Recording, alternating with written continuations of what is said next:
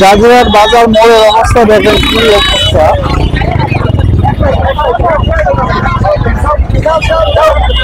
রাস্তার অবস্থা বিরাট খারাপ, অনেক জ্যাম রাস্তায়, কাজেই গাড়ি নিয়ে ঘোরা হবে না। আমরা একটু আইডিয়া সব জায়গায় দেখার চেষ্টা করবো। রাস্তার একদম আগা মাথায় জ্যাম দেখেন, অনেক দূর পর্যন্ত 1-2 কিলো নিয়ে জ্যাম লেগে গেছে। হায় রে কালী পূজা, হায় রে কালী পূজা, একই ব্যাপার একই ব্যাপার।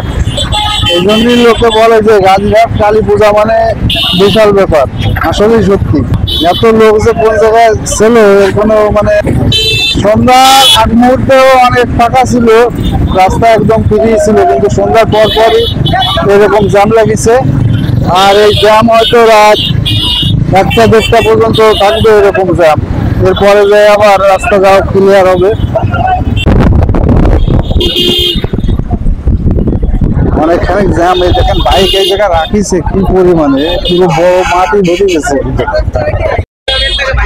যাই হোক, গাজীরহাট কালীবাড়ি হয়তো ইয়াং জেনারেশনের কাছে বলা লাগবে না, সবাই কম বেশি চেনেন যে গাজীরহাট কালীবাড়ি মানে, কালী পূজা মানে খুবই জামজমক ব্যাপার। সেই কালীবাড়ি আমি এখন আছি, আমি কালীবাড়ির ভিতরে প্রবেশ করব। আমি মূল গেটের সামনে আছি। দেখেন এখানে খুব প্রচুর পরিমাণে লোক, এখানে মেলাও বসেছে, অনেক বড় মেলা। আমি মেলার আশপাশ একটু ঘুরে দেখাবো আপনাদের।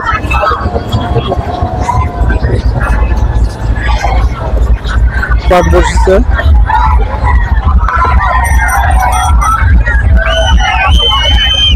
আমি মূল মন্দিরের কাছাকাছি আছি।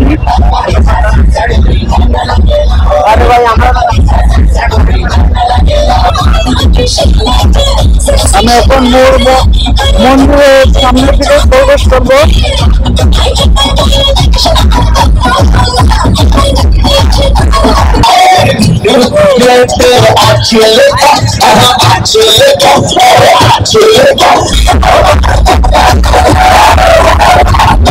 এই মন্দিরের ভিতরে